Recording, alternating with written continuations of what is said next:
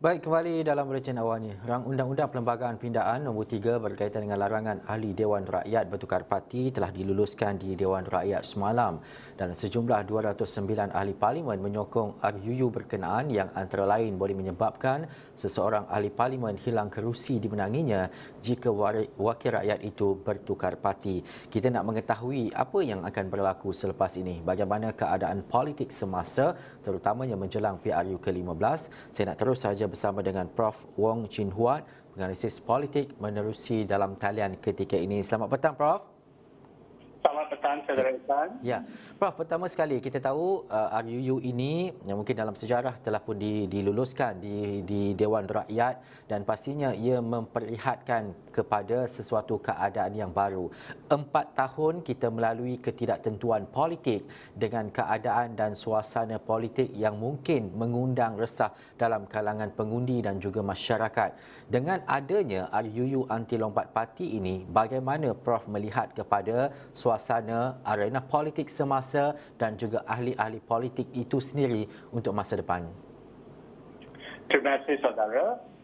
Undang-undang anti lompatan ini akan menyelesaikan sebahagian daripada masalah yang kita hadapi kerana ia akan menghukum ahli-ahli parlimen yang keluar parti untuk menyertai parti lain, ahli parlimen yang keluar parti untuk jadi bebas, dan juga ahli-ahli parti yang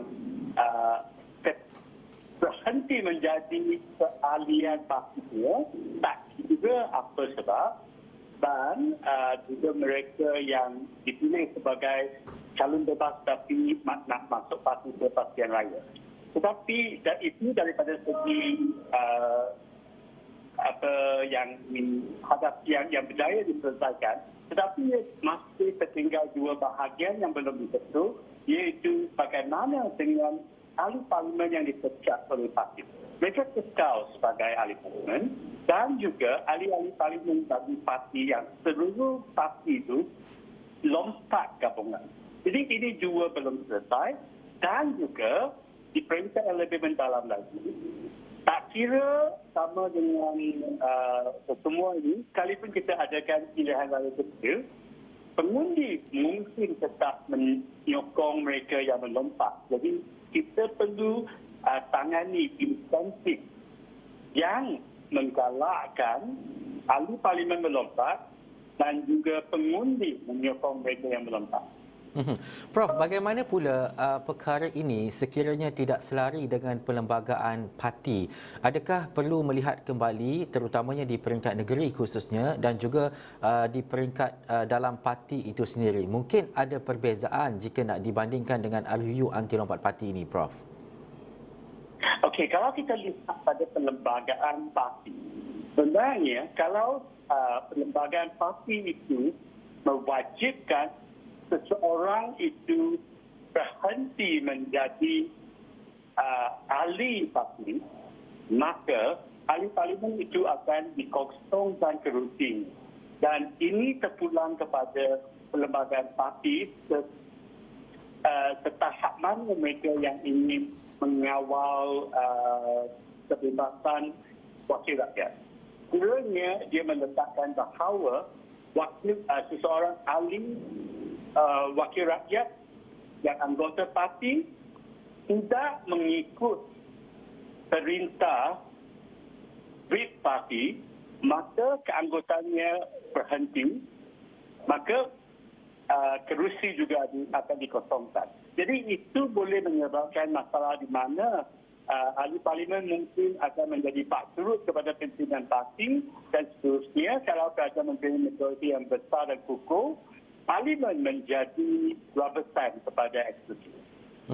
Dan juga melihat kepada situasi dan juga keadaan sekarang, apakah Prof yakin bahawa menjelang PRU ke-15 mungkin nanti dan selepas itu episod berkaitan dengan politik yang bercelaru yang kita alami selepas 4 tahun yang sebelum ini akan berlaku lagi? Ada atau tidak perkara-perkara yang perlu diperbaiki, yang perlu Kerana kemelutan politik yang kita lihat itu akan menjadi kurang kerana kelulusan undang-undang anti lompatan ini memberi satu signal bahawa ini sesuatu yang tidak absah dalam budaya politik kita. Itu yang kejayaan yang kita boleh jangkakan. Tetapi untuk menstabilkan politik tanah air, kita perlukan yang lebih banyak, termasuk undang-undang pemecatan wakil rakyat yang memberikan kuasa kepada rakyat untuk menentukan sama ada kerusi harus dikosongkan jika wakil rakyat dipecat parti ataupun kalau sebuah parti itu melompat gabungan. Dan lebih daripada itu, kita mesti mengurangkan jurang antara wakil rakyat parti kerajaan dan wakil rakyat parti pembangkang. Kerana faktor paling utama untuk lompatan parti ialah untuk menyertai kerajaan supaya mendapat sumber-sumber yang lebih untuk diberikan kepada anak buah dan pengundi. Dan daripada segi itu, selagi ia menjadi untung kepada wakil rakyat untuk menyertai kerajaan ataupun menukar kerajaan, maka insentif itu sentiasa ada dan pengundi mungkin akan menyokong. Jadi kita perlu tangkis dan masalah akal undi itu. Prof, adakah nanti kita akan dapat menyaksikan seorang ahli politik yang berjiwa besar sekiranya dia tidak bersetuju dengan parti dan sebagainya dan mengambil langkah untuk meninggalkan parti dalam masa yang sama mengosongkan ataupun melepaskan jawatan sebagai wakil rakyat? Boleh ulang sekali lagi? Adakah kurang jelas tadi. Ya, adakah selepas ini kita mampu ataupun kita dapat lihat ahli politik ataupun wakil rakyat yang berjiwa besar mampu meninggalkan kerusi sebagai ahli parlimen contohnya sekiranya tidak bersetuju dengan parti dan sebagainya, Prof?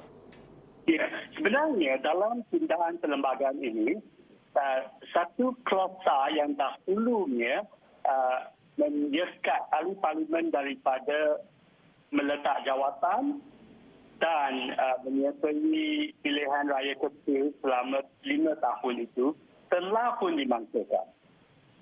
Yang klausa ini yang diperkenalkan selepas pilihan raya kecil Johor Bahru pada tahun 1986 oleh peletakan jawatan Tan Sri Syaril Samad. Ini dibatalkan, bermaksudnya sekarang wakil rakyat kalau tak setuju dengan parti, mereka boleh meletak jawatan.